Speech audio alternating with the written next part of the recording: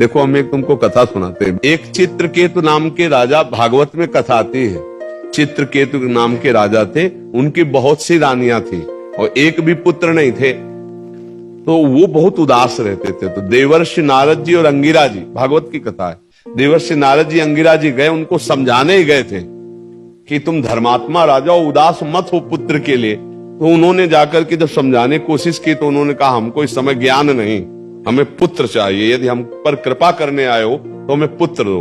तो उनका पुत्र तो सुख तो तुम्हारे भाग्य में है नहीं, पर तुम हठ कर रहे हो तो मैं तुम्हें पुत्र देता हूं, पर हर्ष और शोक दोनों की प्राप्ति होगी। अब वो ये नहीं समझ पाए कि हर्ष और शोक दोनों की प्राप्ति होगी, पुत्र देता हूं, इस बात पर उनकी बुद्धि टिक गई।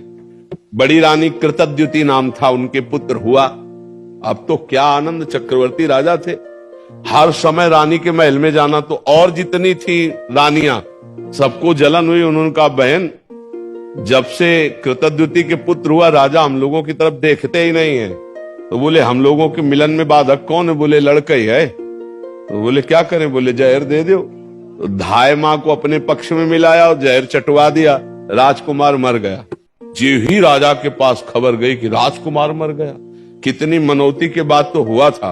अब वो रोते बिलखते आए, बहुत पैर पकड़ करके माथा बार बार जमीन में पटकने लगे। जब कोई धर्मात्मा दुखी होता है तो उसे संत संग दे दिया जाता है। जैसे आप आए हो ना, तो भगवान की कृपा से संग मिला है। जी गुरुदेव। अब मोहि भा भरोसा हनुमंता, बिन हरि कृपा मिले नहीं संता। तो दुख का निवारण इससे। तो अंगिरा जी देवर्षि नारद जी पुनः आ गए और कहा राजन, मैं तुम्हें यही बताया था कि हर्ष और शोक की प्राप्ति हुई। हर्ष हुआ, पुत्र हुआ, शोक हुआ क्योंकि तुम्हारे भाग्य में पुत्र सुख नहीं है। तो उनका हमको उपदेश नहीं, मुझे पुत्र चाहिए। तो उनका तुम्हारे पुत्र की जीवात्मा को बुला दूं? तो उनका बुला दो। तो अब देवर्षि नारद जी तो सिद्ध आकर्षण किया, तो यमपुरी से जो था वो आ गया जीवात्मा और आकाश में विराजमान है। देवर्षि नारद जी देख रहे, कहा देखो बच्चा, तुम्हारे पिताजी कितना रो रहे हैं, तुम इस शरीर में आ जाओ, हम आदेश करते। तो उनका देवर्षि नारद जी, ये केवल अपने स्वार्थ के लिए रो रहा है, ये कई बार हमारा बेटा बन चुका है, कई बार पत्नी बन चुका है, मैं किसी का बेटा नहीं हूं, मैं अपने कर्म का भोग इसके यहां भोगने आया था, मैं जा रहा हूं। जो ही सुना चित्रकेतु ने, बोले बेटा बोल रहा है हमारा? बोले तुम्हारे बेटा की जीवात्मा बोल रही। उनका मोह दूर हो गया और फिर उन्होंने भजन करके भगवान को प्राप्त किया। तो भगवान ने तुम्हें मोह दूर करने के लिए भेजा है, तुम्हारा कोई नहीं है। हाँ, भगवान ने लीला करके आए थे, अब खूब नाम जप करो, मस्त रहो, चिंता मत करो, और तुमको भी जाना है।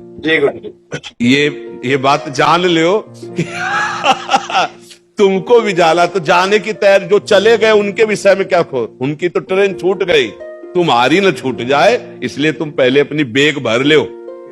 राधा राधा राधा राधा, कबीरा सब जग निर्धना, धनवंता नहीं कोई, धनवंता सोई जानिए जाके राम नाम धन होए। खूब नाम जमा कर ले, लोक पर लोक में बहुत आनंद रहेगा। परम धन राधा नाम आधार, राधा राधा राधा, जहां जाओगे चकाचक आनंद रहेगा।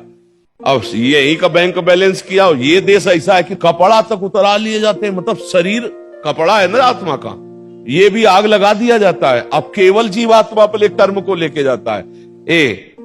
कर्म हमारे हमको बहुत दुख देंगे, देख लो।